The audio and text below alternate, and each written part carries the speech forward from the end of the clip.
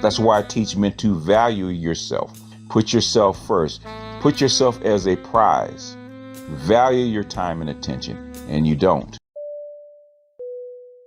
Build the craziest mousetrap that was ever made to catch a mouse. Kick the bucket down the chute, turn the handle, take a dive, and...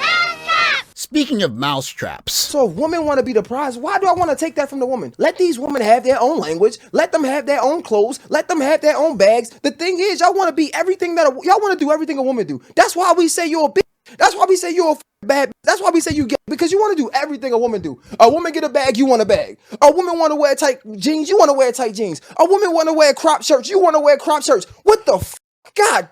Like, let these girls be girls. Let them be bad. You feed what you want to grow with your attention. In other words, he said attention is food. It's spiritual and mental food. When you combine that with the fact that men are the light and women are vessels or light vessels that need to be filled by that light, what is it that women need? Women need male attention or male light to fill them up. Periodically, I like to go back to BGS IBMOR's classic video, Value Your Light and Attention, because it seems that in the modern dating market, or at least in the modern attention market, that the level of shame has gotten to be so low that pretty much people will say anything to shame men into playing mousetrap. Go get your hands dirty or something. Like, go learn a trade. Go change your tire. I'm sorry, bro. Like, bro, I don't know how to do everything, but listen, when I call my landlord and there's things going on in the house, he be like, I'm gonna fix it. I'm like, no, show me. Come up. Okay, we talking about trades I'm just now. saying, when he pull up and he say, like my toilet, so I'm going, he say he gonna fix it. I said, bro, do you mind doing it when I'm there? When I go to get my car service, right? Yo, can I watch? That's what we are supposed to do. Like, men, we are problem solvers. We're fixers. It's like, yo, y'all want to just sit down and do nothing. Get back to the roots, bro. Yeah, like y'all want to sit down and do nothing because your woman want to sit down and do nothing. Like anything your woman want to do, you want to match her, bro. Like, God.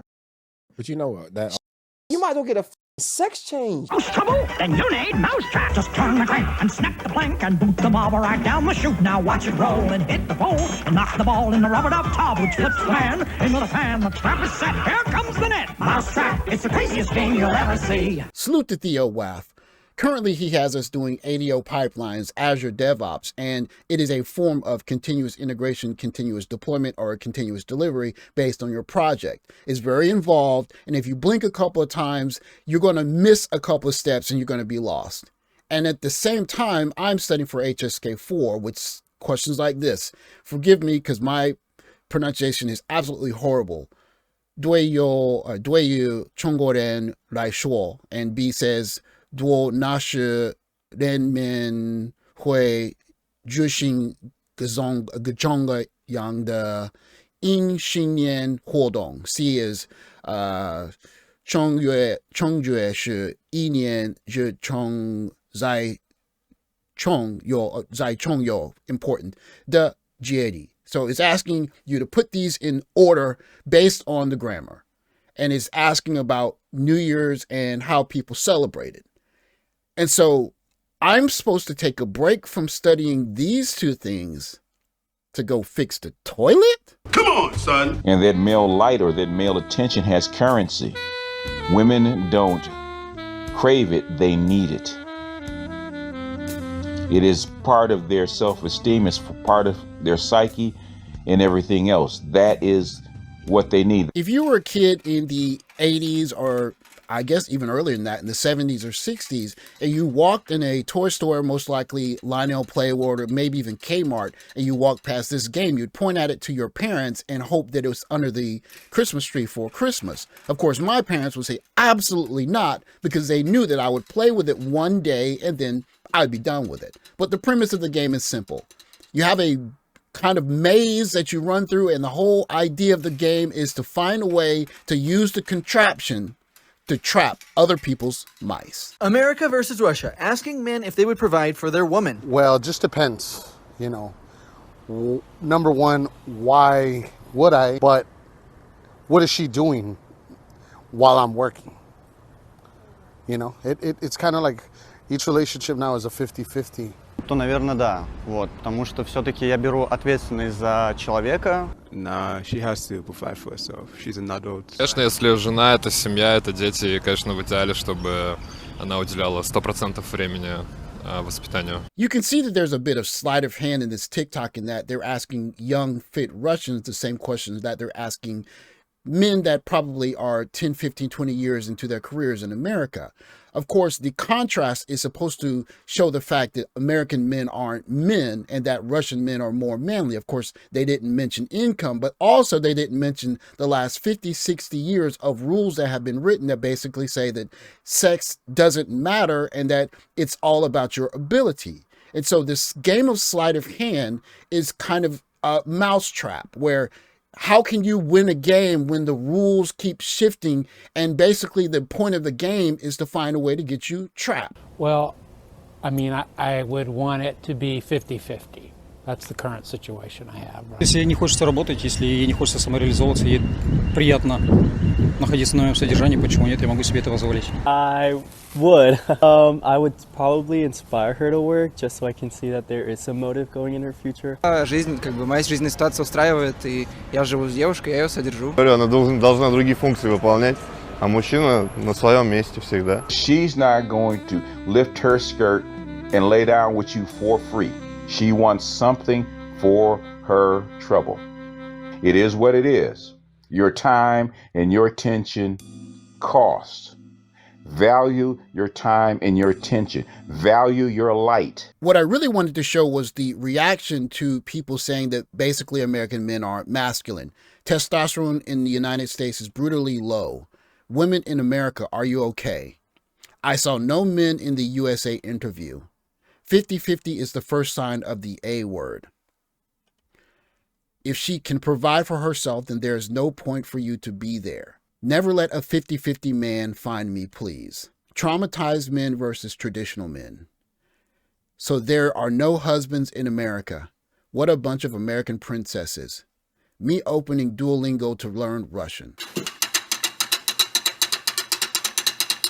After 50, 60 some odd years of being raised in a society that told us that basically anything a boy can do or a girl can do better, you hear this, which is counter to what we've been told, that we want masculine men that can stand up and pay for everything and they're going to be the quote unquote patriarchy.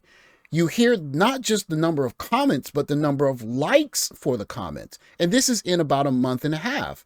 And it could leave you scratching your head saying, well, I was told that the patriarchy was oppressive and toxic, but you're hearing these young ladies saying that they want patriarchy again. So which one is it? Sounds like a mousetrap, doesn't it? I was married for 11 years, asked for these salt and pepper grinders every year for Christmas. A year after I left, I met the love of my life, and guess what he got me for Christmas? Don't settle, ladies.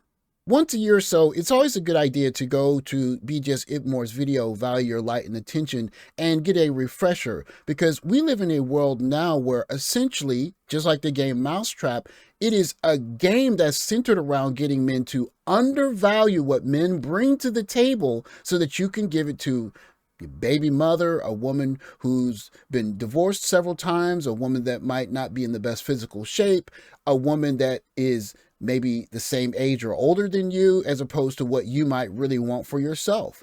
There's a whole shame game around all of it. And if you're a guy who is not in a position to value your light and attention, you will undersell yourself.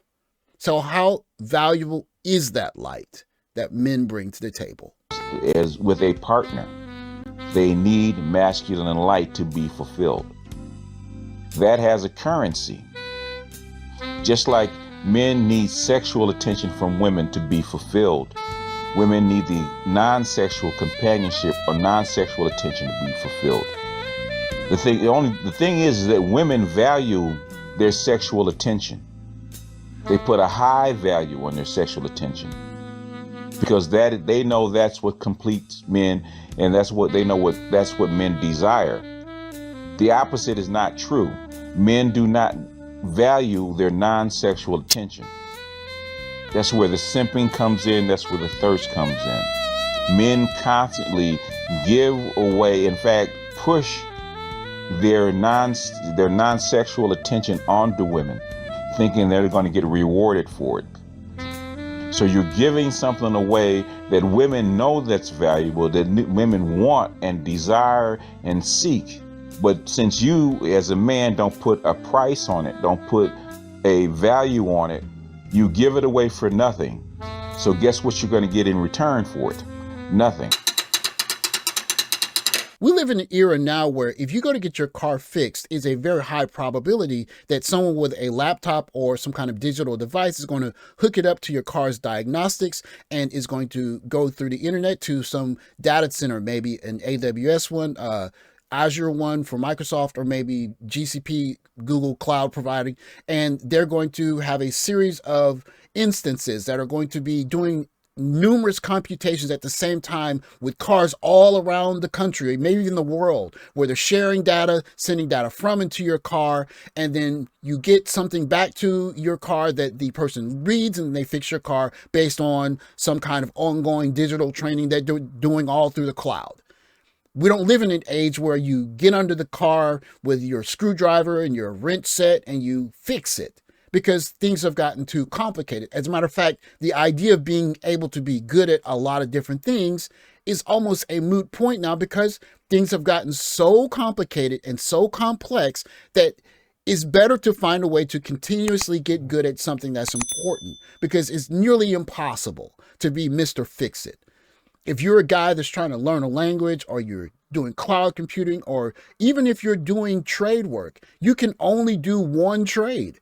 If you're doing refrigeration repair, how are you going to learn instantly how to fix cars? How are you going to learn instantly how to go into carpentry? It's just impossible. It's too difficult. In the end, two things need to happen. One, men have to stop letting themselves be defined by what women want from men. That is something that's gone on far too long. And when women say a real man pays for and buys and does this and gives, okay, that's fine. What does a real woman do? We don't hear that conversation. And the second part, of course, is listening to BGS IBMOR. Value the light that you bring to the world, because it's irreplaceable, especially for good men. And the truth be told, I think a lot of the rhetoric we're hearing is escalating simply because more and more good men are truly realizing their worth. And shame just has to be ramped up to catch them in the moustrap. Sign of the times. Thanks for watching. Like, subscribe, comment below. I'll catch you next video. Take care, guys.